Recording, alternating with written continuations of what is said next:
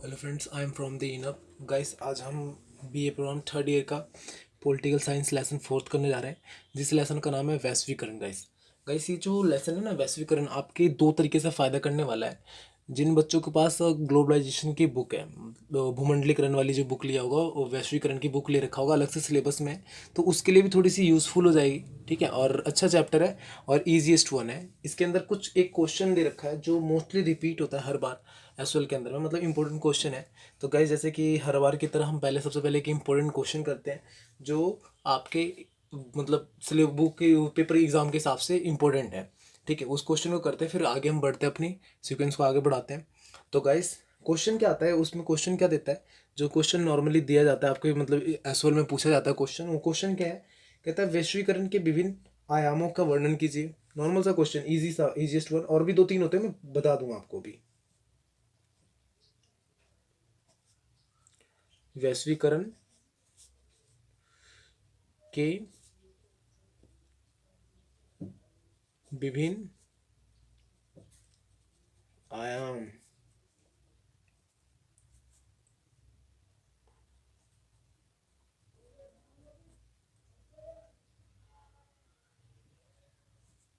आयामों का वर्णन करें। ये क्वेश्चन गाइस नॉर्मल से एक इजीएस्ट वन क्वेश्चन बनता है आपके एसएल के एग्जाम के लिए, कि वैश्वीकरण के विभिन्न आयाम का वर्णन करें। मतलब ये छोटा सा एक क्वेश्चन मैंने उठाया है, और इसी क्वेश्चन के अंदर में ना आपका जो वैश्वीकरण का जो चैप्टर फोर्थ दे रखा है थर्ड ईयर का, वो पूरा चैप्टर क्लियर हो जाएगा। एसएल के अंदर में क्वेश्चन, यही क्वेश्चन घुमा फिरा के पूछा जाता है। क्वेश्चन क्या होता है गाइस, ध्यान से सुनना आप। कहता है कि वैश्वीकरण को परिभाषित कीजिए। मतलब वैश्वीकरण क्या है, परिभाषित कीजिए, और इसके राजनीतिक, सांस्कृतिक और आर्थिक आयामों को बताइए। मतलब जो आयाम है ना, मैंने आयाम बोला, विभिन्न आयाम को बताइए। तो यहाँ पर क्या पूछा जा गया है, उसमें स्पेशली राजनीतिक, आर्थिक और सांस्कृतिक आयामों को बताइए। वैश्वीकरण क्या है और उनके राजनीतिक, आर्थिक और सांस्कृतिक आयामों को बताइए। इस तरह से भी क्वेश्चन पूछ सकता है घुमाकर। एक और क्वेश्चन क्या दे रखा है गाइस आपको, कि वैश्वीकरण से आप क्या समझते हैं। इसी क्वेश्चन को घुमाकर इस तरह से पूछ सकता है कि वैश्वीकरण से आप क्या समझते हैं। वैश्वीकरण के प्रौद्योगिकी एवं आर्थिक आयामों की विवेचना कीजिए। मतलब भाई जो मतलब उनके आर्थिक आयाम है ना, आर्थिक और प्राकृतिक आयाम है, उसके बारे में बताइए। तो मतलब गाइस एक ही क्वेश्चन को ना घुमा के कई तरीके से पूछ सकता है एसएल के अंदर में। और एसएल की खास बात होती है भाई कि हर क्वेश्चन ना हर साल का रिपीट होता है लगभग। मतलब हर आप ना 5 साल का क्वेश्चन पेपर क्लियर कर लोगे ना, तो आपको बुक पढ़ने की जरूरत नहीं पड़ती, क्योंकि वही क्वेश्चंस रिपीट होते हैं और लिमिटेड क्वेश्चंस होते हैं, वही उन्हीं के जरिए वो करते हैं। तो गाइस वेलकम टू इनअप।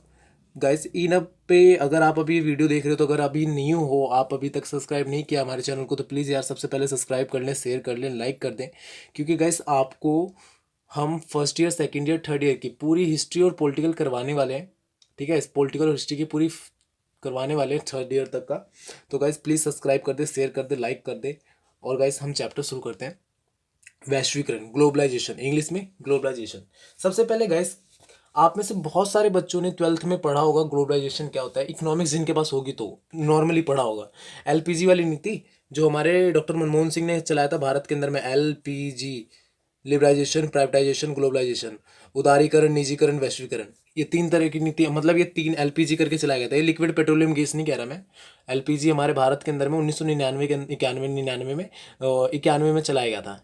मतलब भारत की जब स्थिति बहुत ज़्यादा खराब हो गई थी ना, भारत की स्थिति बहुत ज़्यादा खराब हो गई थी, आर्थिक स्थिति, जब आर्थिक संकट आ गया था, तो भारत के अंदर में एलपीजी की नीति चलाई गई, जिसको लिबराइजेशन, प्राइवेटाइजेशन, ग्लोबलाइजेशन कहा गया था। तो इसमें से बहुत सारे बच्चों को पता होगा पहले से ही ग्लोबलाइजेशन होता क्या है। तो जिनको पता है बहुत अच्छी बात है, जिनको नहीं पता तो उनके लिए गाइस ग्लोबलाइजेशन होता क्या है।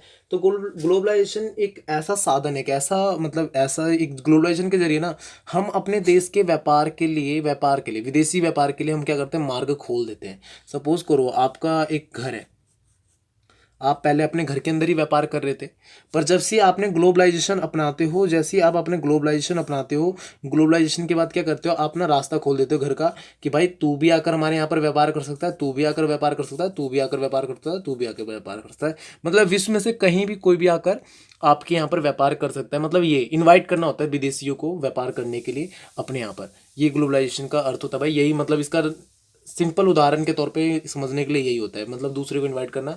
आप भी किसी के वहाँ पे जाकर कर सकते हो व्यापार, कोई दिक्कत नहीं है। ठीक है, कोई वो लफड़ा नहीं कि भाई ये मेरा जगह तू कैसे आ गया, तुझे घुसने नहीं देंगे, तो इंडिया का तो इंडिया में जाकर कर, ऐसा कुछ नहीं। ठीक है।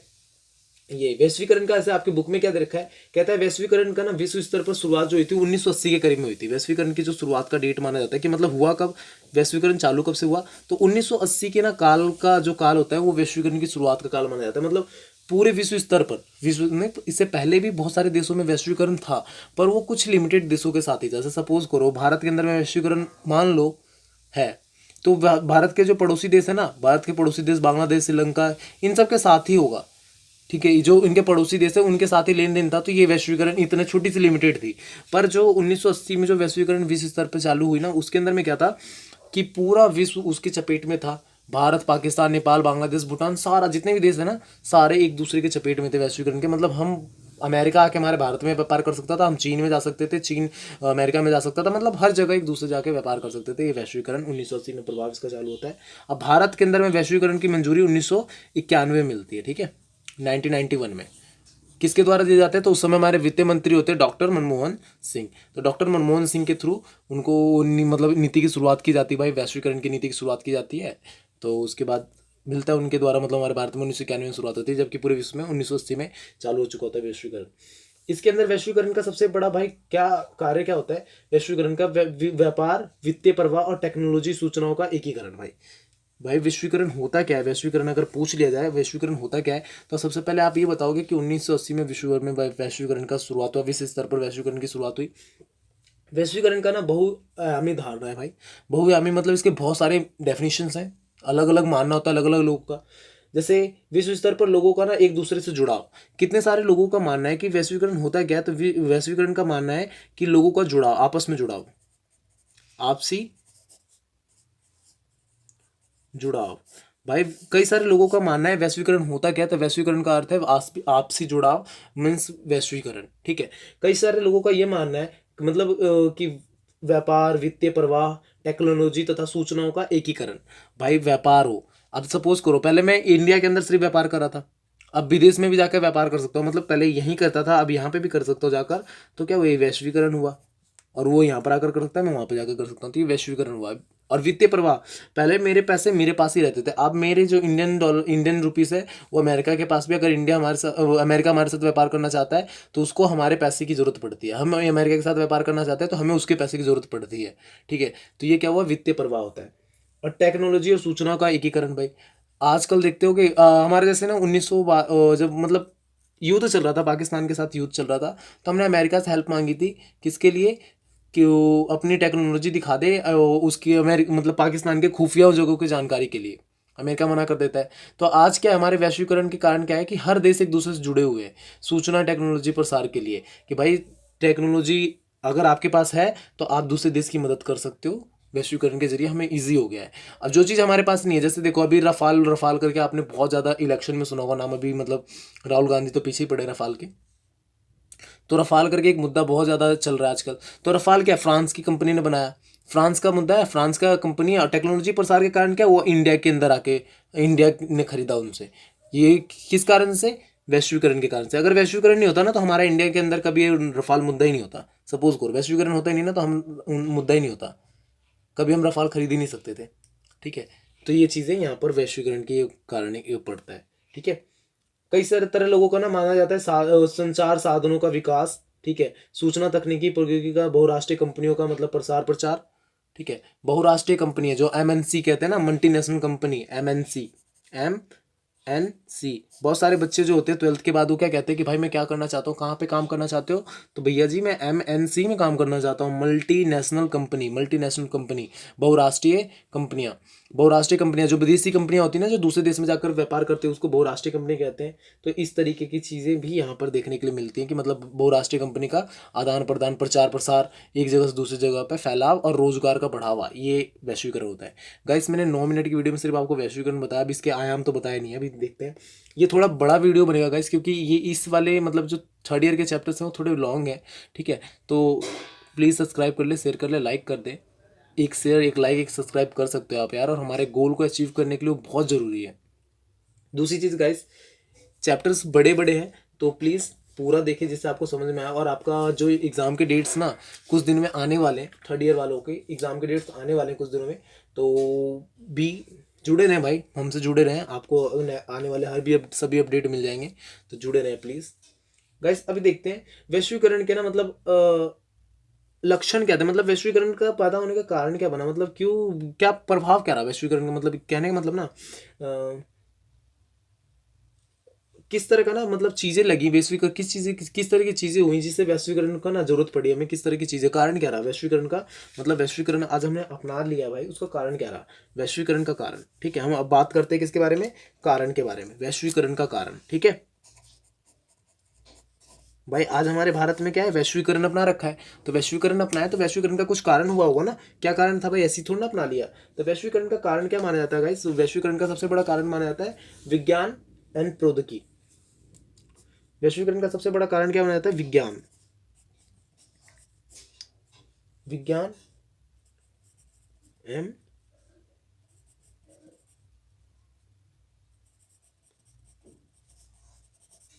प्रौद्योगिकी।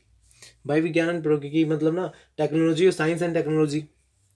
भाई सबसे बड़ा कारण बन जाता है साइंस और टेक्नोलॉजी। वैश्वीकरण के कारण क्या होता है, मतलब साइंस और टेक्नोलॉजी की जरूरतों को देखते हुए, ये कारण है वैश्वीकरण अपनाने का कारण क्या है कि विज्ञान और प्रौद्योगिकी, भाई जरूरतों को देखते हुए, अपनी विज्ञान की जरूरतों को देखते हुए, टेक्नोलॉजी की जरूरतों को देखते हुए हमने वैश्वीकरण अपनाया। आज इसरो करके हमारे भारत की जो वो है अंतरिक्षीय संस्था है, इसरो जो अंतरिक्ष के लिए काम करती है, वो बहुत सारे मतलब मतलब सैटेलाइट छोड़ रही है, अंतरिक्ष में भेज रही है, सैटेलाइट बहुत सारे अंतरिक्ष में भेज रही है। पर कुछ समय पहले ऐसा था कि हमें ना फ्रांस और दूसरे देशों, बड़े देशों पर निर्भर होना पड़ता था। आज भी कई सारे जो बड़े बड़े जो सैटेलाइट्स हैं जो बहुत वजनदारी है, तो वो हमें दूसरे मतलब ना सैटेलाइट के दूसरे मतलब उनके भेजना पड़ता है, दूसरे देशों के थ्रू भेजना पड़ता है। तो ये क्या है, वैश्वीकरण का कारण ही है, प्रौद्योगिकी विज्ञान। आज के देश में, आज के समय में बहुत सारी चीज़ें ऐसे हैं कि हमारे पास नहीं है पर उनके पास है, तो उनके मदद से हम करते हैं। ठीक है, जैसे डिफेंस टेक्नोलॉजी, जैसे इसराइल के पास है बट हमारे पास नहीं है, तो हम क्या कर रहे हैं, अभी उनसे समझौता कर रहे हैं कि विज्ञान के लिए कि तुम अपना दे दो अपनी टेक्नोलॉजी, जो हम अपनी टेक्नोलॉजी देंगे। ठीक है, तो ये सब चीज़ें कारण बनती है। दूसरा कारण इसका क्या बनता है गाइस, कि उदारीकरण की नीति। भाई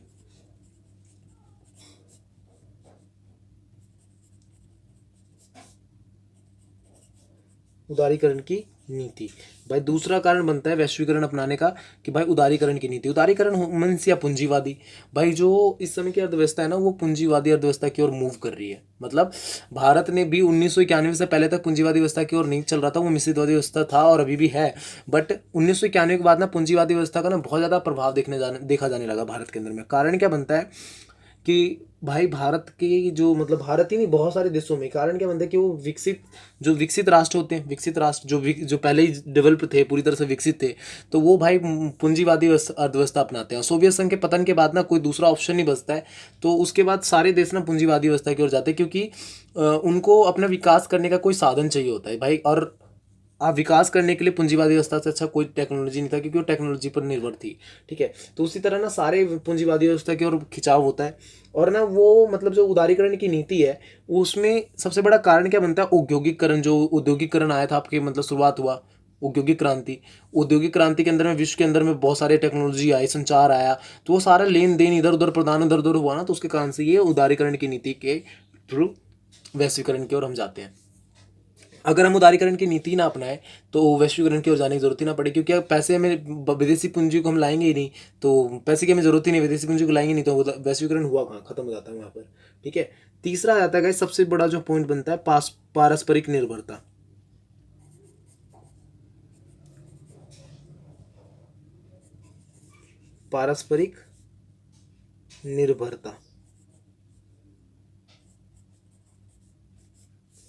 पारस्परिक निर्भरता, पारस्परिक निर्भरता क्या है भाई, कि आज के समय में ना पूरा विश्व एक दूसरे पर निर्भर है।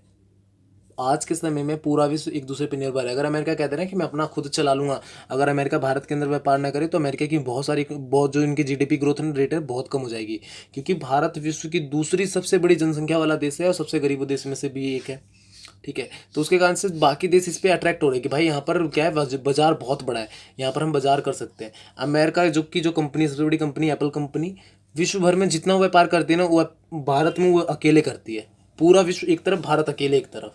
गूगल कंपनी है, गूगल, फेसबुक, जितने भी हैं ये वैश्विक कंपनी तो है, ये एक दूसरे को जुड़ते हैं, पारस्परिक निर्भरता है। अगर वो पूरे विश्व में जितना व्यापार करते हैं, भारत में वो अकेले करते हैं, तो भारत को छोड़ नहीं सकते, ठीक है। और हम भी, भारत भी उनको छोड़ नहीं सकता, क्योंकि हमारे टेक्नोलॉजी के लिए हम उन पर डिपेंड है, हम अपनी चीज़ों, उनका बहुत सारी चीज़ों के लिए उन पर डिपेंड है। तो पारस्परिक निर्भरता, सुरक्षा के लिए, जैसे आज रफाल का जो मैं बता रहा था, रफाल के लिए हम क्या सुरक्षा पे फ्रांस पे डिपेंड है, रसिया पे डिपेंड है, हम अपने हथियार के लिए रसिया पे। अभी कल कल मैंने एक न्यूज़ देखा, M49 करके एक विमान हम रसिया से खरीदने की सोच रहे हैं, हम रसिया से मांग रहे, रसिया से खरीदने की सोच रहे हैं। तो क्या है, हम सुरक्षा के लिए दूसरे पे निर्भर है। अगर वैश्वीकरण नहीं होता तो क्या हम अपना टेक्नोलॉजी कभी विकसित ही नहीं कर पाते, या करने की ओर बढ़ते पर उतना नहीं हो पाता।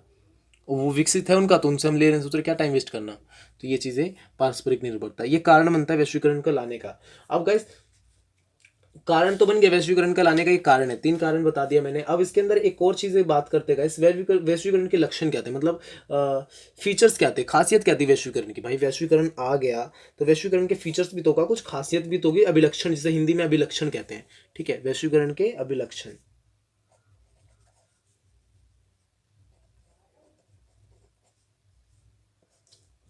वैश्वीकरण के अभिलक्षण, भाई अगर मान लो वैश्वीकरण आ गया हमारे भारत में, तो उसकी खासियत क्या थी भाई वैश्वीकरण लाने की। भाई अगर मान लो, कई बार बच्चे, मैं कहता हूँ अपनी मम्मी से, कहता हूँ मम्मी मुझे ये चाहिए, तो मम्मी कहती है बेटे क्यों दिलवा दूँ, क्या खासियत है उसकी, क्या क्यों चाहिए, उसकी फीचर्स बताओ। मैंने कहा मम्मी मुझे न्यू फ़ोन चाहिए, न्यू फ़ोन दिलवा दो, तो मम्मी कहती है मेरी कि बेटे आपको दिलवा तो दें, पर उसकी खासियत क्या है, आपके पास ओल्ड फ़ोन है, उसके अंदर भी वही चीज़ है, उसके अंदर भी वही चीज़ सेम है। तो वो चीज़ है, मतलब यहाँ पे आप वैश्वीकरण के अभिलक्षण, खासियत, फीचर्स के बारे में बात करते हैं। तो फीचर्स के बारे में बात करते हैं तो सबसे पहला आता है सामूहिक चेतना।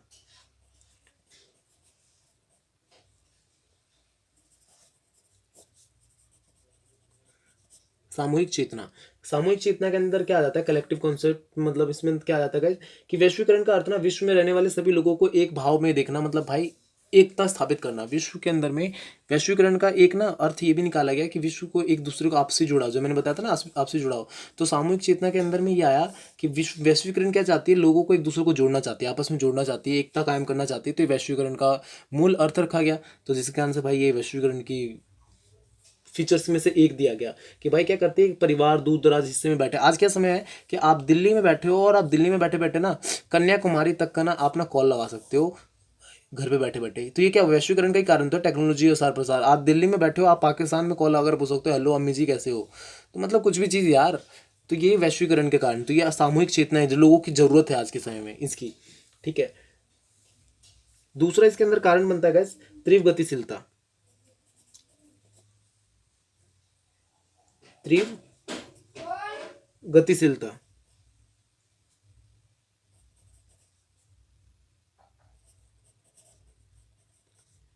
इसका कारण क्या बनता है, दूसरा तीव्र गतिशीलता। तीव्र गतिशीलता क्या भाई, कि मतलब वैश्वीकरण की दूसरी विशेषता ये होता है कि सभी लोग, सभी वस्तुएं, सभी चीजें, सभी देश आपस में बहुत तेजी से बढ़ना चाहती है। सभी तेज, तीव्र मतलब तेज, गतिशीलता मतलब बहुत तेजी से। तो सभी देश, सभी चीजें आगे बहुत तेजी से बढ़ना। गाइस इससे हम तीव्र गतिशीलता के बारे में बात करते हैं ना, तो विश्व क्या सब तेजी से बढ़ना चाहती है भाई, आगे की ओर बढ़ना चाहते हैं। परिवहन हो, चाहे विश्व व्यापार हो, चाहे वस्तुएं हैं, चाहे मुद्रा हो, सब गतिशीलता से बढ़ रही है। तो ये भाई इसकी फायदा देखा गया कि भाई जो आज के समय में आप कोई शेयर मार्केट में पैसे लगाते हो, तो सिर्फ शेयर मार्केट इंडिया में वाले ही नहीं खरीद रहे हैं, वो विदेशी भी है आपके उसमें इन्वेस्ट कर रहे हैं। तो क्या आपकी जो मुद्रा है या फिर व्यापार है वो बहुत तीव्र से गतिशील हो रही है। तो इसका कारण वैश्वीकरण का ये बहुत अच्छा कारण के तौर पर देखा गया, ठीक है। और इसके अंदर और बात करते हैं गाइस, तो इसके अंदर और बात करने के लिए मैं बताऊं आपको, तो या दिस वन इज बेस्ट। तो guys, इसके अंदर और वैश्वीकरण के और कारण क्या बनता है, इसके अंदर आर्थिक जुड़ाव, आर्थिक जुड़ाव। आर्थिक जुड़ाव मतलब क्या भाई, कि आज ना हम पूरी तरह से ना पूरे विश्व से एक दूसरे से ना आर्थिक रूप से जुड़े हुए हैं। आर्थिक रूप से समझते हो ना, आर्थिक रूप से पैसे किसी लेकर जुड़े हुए हैं। कोई हम दूसरे देश में इन्वेस्ट कर रहे हैं, दूसरा देश हमारे देश में इन्वेस्ट कर रहा है, हम दूसरे देश को इन्वाइट कर रहे हैं हमारे देश में व्यापार करने के लिए, दूसरा देश हमें इन्वाइट कर रहा है अपने देश में व्यापार करने के लिए। तो आर्थिक जुड़ाव है भाई, कि अगर अमेरिका जैसे चीन के ऊपर अभी पाबंद लगा था कि आ नहीं सकता। और आर्थिक जुड़ाव का कारण क्या था ना, पहले के टाइम में, पहले के आज से पहले कुछ समय पहले तक पाबंदी लगाई जाती थी, आर्थिक पाबंदी लगाई जाती थी, आप यहाँ पे व्यापार नहीं कर सकते, इतना व्यापार नहीं कर सकते, उतना व्यापार नहीं कर सकते, आप ज़्यादा ज़्यादा इतने रुपए तक का सामान बेच सकते हो, उतने नहीं बेच सकते, इस तरीके पर आर्थिक पाबंदी अब क्या हो गया, धीरे धीरे कम हो गया। उसके कारण से आर्थिक जुड़ाव भी वैश्वीकरण का एक खासियत में से एक दिखाई जाती है, ठीक है। और अगला आता है गाइस सांस्कृतिक जुड़ाव।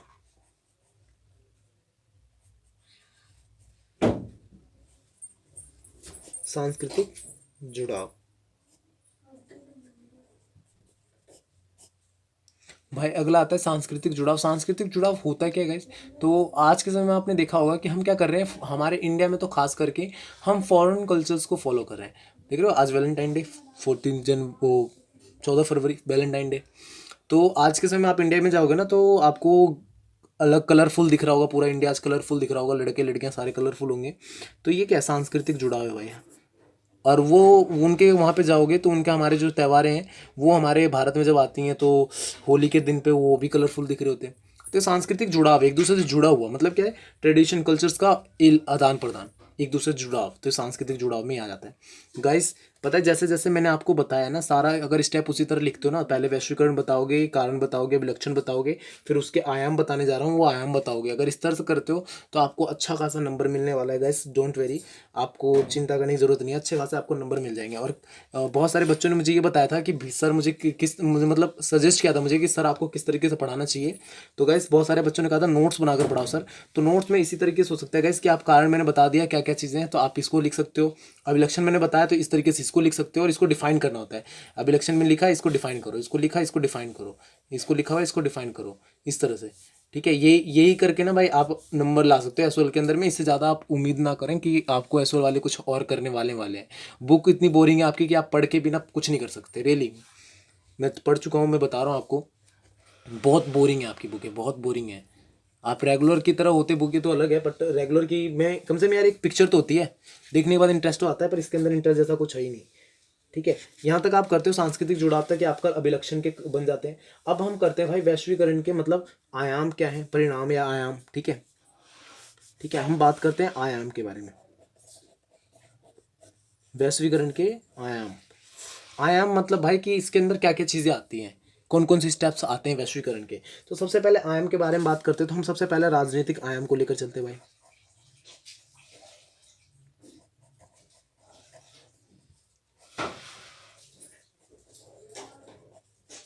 जब भी हम आयाम के बारे में बात करते हैं वैश्वीकरण के बारे में, तो सबसे पहले हमने राजनीतिक आयाम ले लिया। भाई राजनीतिक आयाम क्या था भाई, वैश्वीकरण का राजनीतिक आयाम क्या है। वैश्वीकरण के राजनीतिक आयाम के बारे में बात करते हैं तो इसके अंदर सबसे पहला आता है क्या, राज्य की प्रकृति के बदलाव। राज्य की प्रकृति,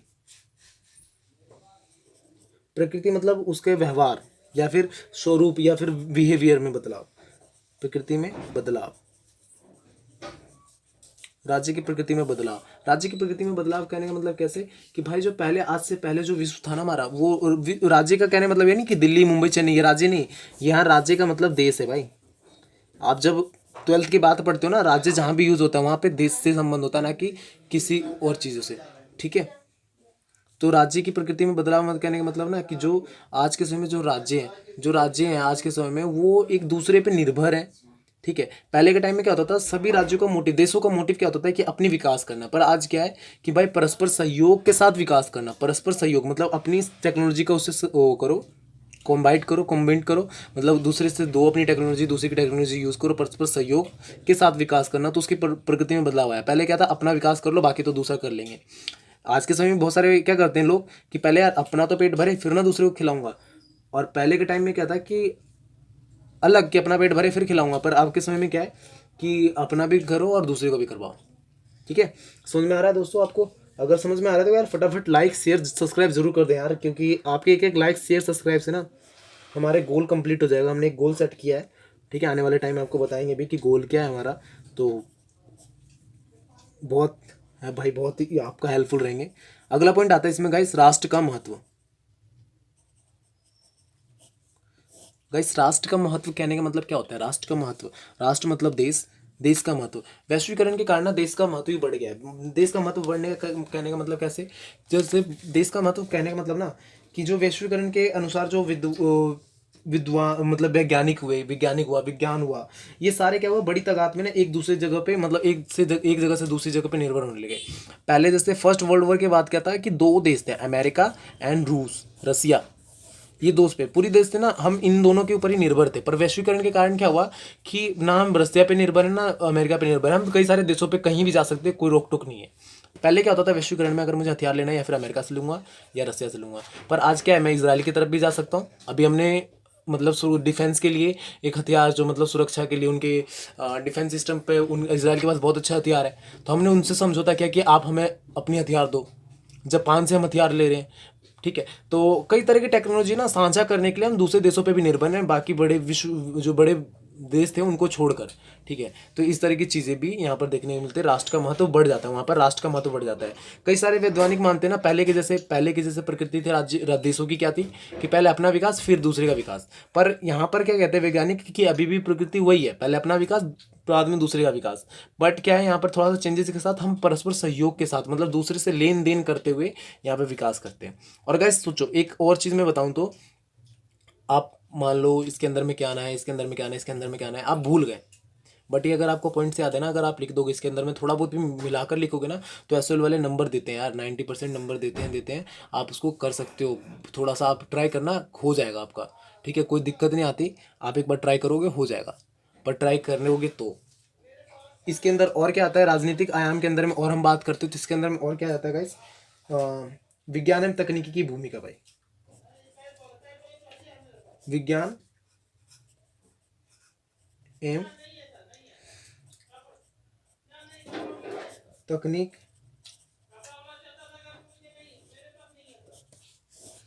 विज्ञान एवं तकनीक की भूमिका।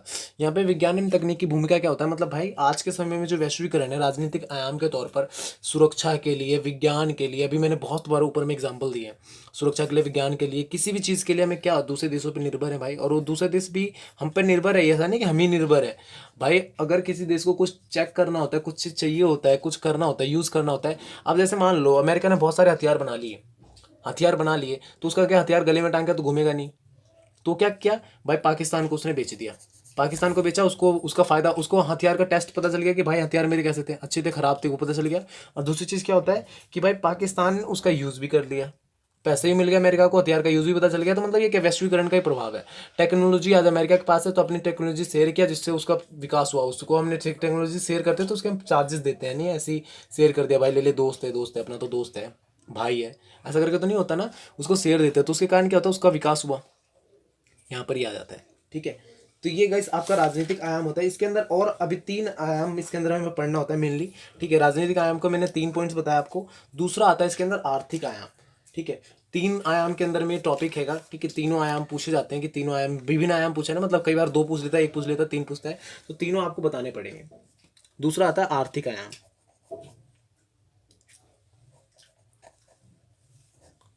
आर्थिक आयाम,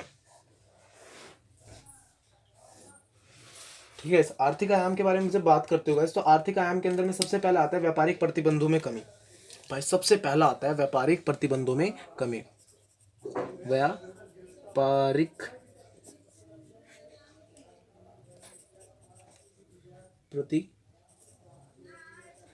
प्रतिबंधों में कमी।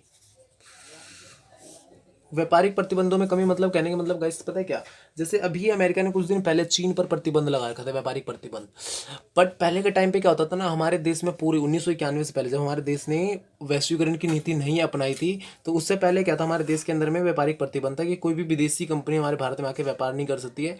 और हमारे भारत, गांधी जी ने भी एक वो दिया था, स्वदेशी अपनाओ।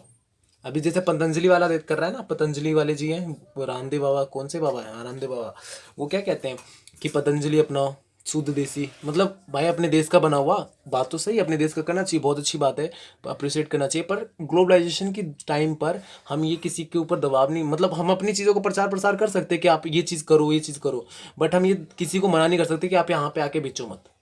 समझ रहे हो, हम किसी को मना नहीं कर सकते, बट हम वो प्रचार प्रसार कर सकते कि अपना अपनाओ। तो यहाँ पे ग्लोबलाइजेशन के कारण ये सब चीज़ें, जिस मर्जी की तरफ अट्रैक्ट हो, कोई हमें रोक टोक नहीं, कोई कुछ नहीं। तो व्यापारिक प्रतिबंधों में कमी आई। पहले अलग अलग देशों के साथ क्या होता था कि होने वाले आयात निर्यात पर ना प्रतिबंध लगा दिए जाते थे। जो दूसरे देशों से हम माल लेते थे ना, उसमें प्रतिबंध लगा दिया, हम नहीं देंगे आपको, ये नहीं होगा, वो नहीं करेंगे, आयात निर्यात पर प्रतिबंध लगे रहते थे। तो उस कारण से बहुत ज़्यादा दिक्कतों का सामना होता था। पर अब क्या है, आज के समय में वो प्रतिबंध तो है, पर थोड़े कम कर दिए गए हैं, ठीक है, कुछ कम कर दिए गए हैं। समझ में आता है। आर्थिक आर्थिक आयाम के अंदर में एक वीज़ा नीति भी आता है भाई। अभी वीजा वाला ना, H1 वीजा आपने सुना होगा अमेरिका का, वीजा नीति। वीजा नीति, वीजा नीति के अंदर में क्या आता है गाइस, वीजा नीति के अंदर में क्या होता है कि आपको उसके अंदर में कि दूसरे देशों में जाकर रहना सीमा बाधा, वीजा नीति को ना हिंदी में, शुद्ध हिंदी में सीमा बाधा भी कहते हैं, ठीक है। वीजा नीति को शुद्ध हिंदी में सीमा बाधा भी कहते हैं। तो सीमा बाधा में मतलब क्या हो जाता है वीजा नीति के अंदर में कि भाई पहले दूसरे देशों में जाना, वहाँ की सेवाएं यूज करना टफ होता था, पर आज के समय में क्या इजीली वीज़ा मिल जाती है दूसरे देशों की, बस थोड़ा मतलब जो भी नॉर्मल प्रोसेस है उसके बाद। अमेरिका जैसे देशों को, अमेरिका में अभी मुस्लिम लोगों के लिए वीज़ा मिलना थोड़ा मुश्किल होता है, ठीक है। और अभी मतलब क्योंकि डोनाल्ड ट्रंप जो आपके वहाँ के अमेरिका के राष्ट्रपति, उन्होंने प्रतिबंध लगा रखा है ऐसी बहुत सारी तरह की चीज़ों के, तो उसके कारण से थोड़ी प्रॉब्लम आती है। तो वीज़ा नीति आप समझ सकते हो क्या होता है, ठीक है। इसमें कहता है कि वस्तुओं की आवाजाही और सीमा, लोगों का आवाजाही बढ़ रही है भाई आज के समय, पहले के मुकाबले बहुत ज़्यादा बढ़ रही है। पहले क्या था कि पूरी तरह से पाबंदी थी कि ना कोई दूसरा देश यहाँ पर आ सकता है, ना हम दूसरे देशों के वहाँ पे जा सकते हैं। तो वो वीज़ा नीति में क्या हुआ, अब ना थोड़ा सा विकास देखने के लिए मिलता है। समझ में आता है गाइस। आगे इसके अंदर और करते हैं थोड़ा सा, तो इसके अंदर आ जाता है सामाजिक आर्थिक नीतियाँ। यहाँ पर हम एक और करते हैं, तो यहाँ पर क्या आ जाता है आर्थिक नीतियाँ। थोड़ा सा मैं ऊपर करता हूँ ट्रैक, या नाइस वन। यहाँ पर आ जाता है अगला आर्थिक नीतियाँ।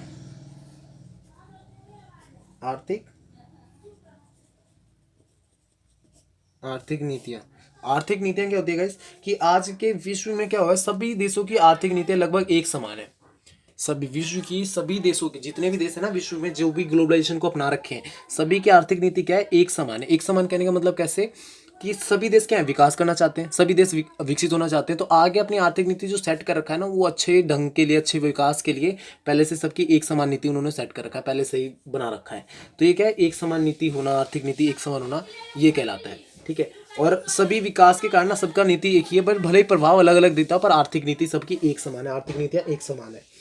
अब आता है सामाजिक विषमता, मतलब सोशल डिफरेंस।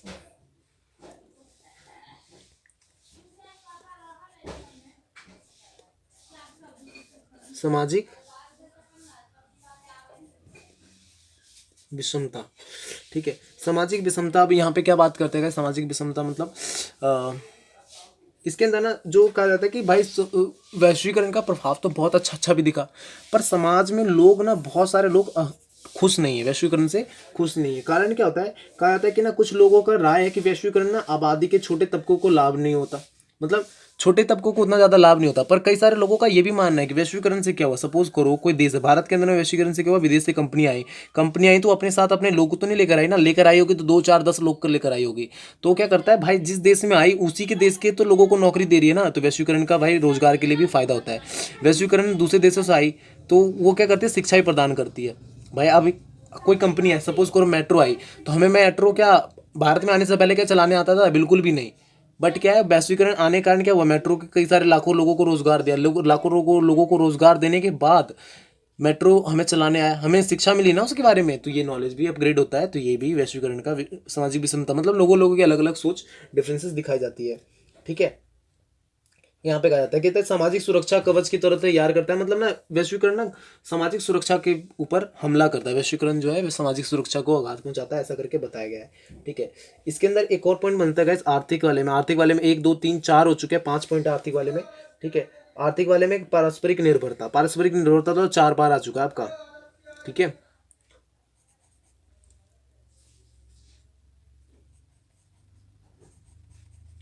पारस्परिक निर्भरता,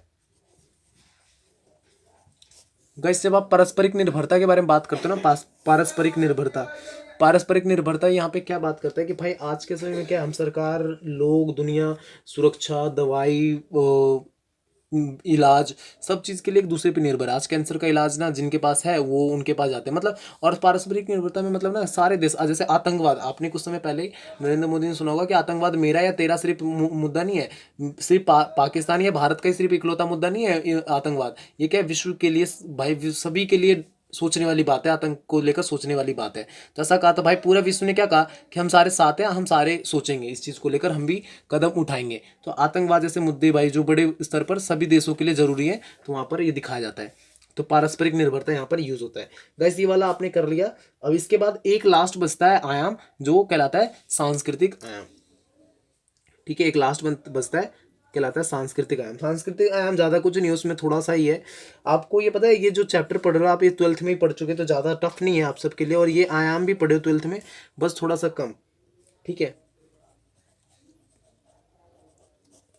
सांस्कृतिक आयाम, यहाँ पे जो हम सांस्कृतिक आयाम के बारे में बात करते हैं, तो सांस्कृतिक आयाम में क्या होता है गाइस यहाँ पर कि भाई आज के समय में हमारी कल्चर, हम अपनी कल्चर को ना गाइस, जैसे हम बात करते हैं ना सांस्कृतिक आयाम के, सांस्कृतिक आयाम में क्या हो जाता है कि भाई आज के समय में देश क्या है, एक दूसरे पे निर्भर है। निर्भर के साथ साथ ना हम अपनी संस्कृति पहनावा ओढ़ाव पहनावा दूसरे देशों को फॉलो कर रहे हैं। आज हम वेस्टर्न कल्चर को बहुत ज़्यादा फॉलो करते हैं। जीन्स जो है ये वेस्टर्न कल्चर का ही वो है। हमारा कल्चर में धोती कुर्ता था, पर आज वेस्टर्न कल्चर के कारण हम उनकी चीज़ों अपनाते हैं। आज जैसे वैलेंटाइन डे, तो ये क्या है, वेस्टर्न कल्चर है, उनको हम अपना रहे हैं। पर होली, दीपावली, ये सब चीज़ें वहाँ पर भी देखने के लिए मिलती हैं, तो ये क्या है, वो हमारी चीज़ों को अपना रहे हैं। तो ये वैश्वीकरण के कारण क्या हुआ, एक जगह की चीज़ें दूसरी जगह की चीज़ें एक जगह आने लगी, मतलब एक स्थान में परिवर्तन, ठीक है, स्थान में परिवर्तन, चीज़ों में मूवमेंट आई, संस्कृति में मूवमेंट्स आई, एक जगह से मतलब जो सीमित दायरा था ना उनका, वो विकास किया, ठीक है। वो सिर्फ जो वेस्टर्न कल्चर था वो सिर्फ वेस्टर्न में था, पर आज पूरे विश्व में फैला हुआ है। जो हमारा कल्चर था, जो दीपावली होली मनाने का कल्चर, आज क्या था, पूरे विश्व में ना सबके लिए बन चुका है। सब लगभग सारे देश लगभग बनाते हैं, ठीक है। बहुत सारे देशों में जो रहने वाले वहाँ के लोग हैं वो भी देख कर हमें मनाते हैं, ठीक है। तो इस तरह की चीज़ें देखने के लिए मिलती हैं, ठीक है गाइस। तो ये आपका टोटल ये यहाँ तक हमने पढ़ता है गाइस, ये पूरा आपका चैप्टर क्लियर हो जाता है वैश्वीकरण। इस वाले में आपको बस थोड़ा सा ना एक पैराग्राफ ही लिखना होता है, ज़्यादा कुछ नहीं।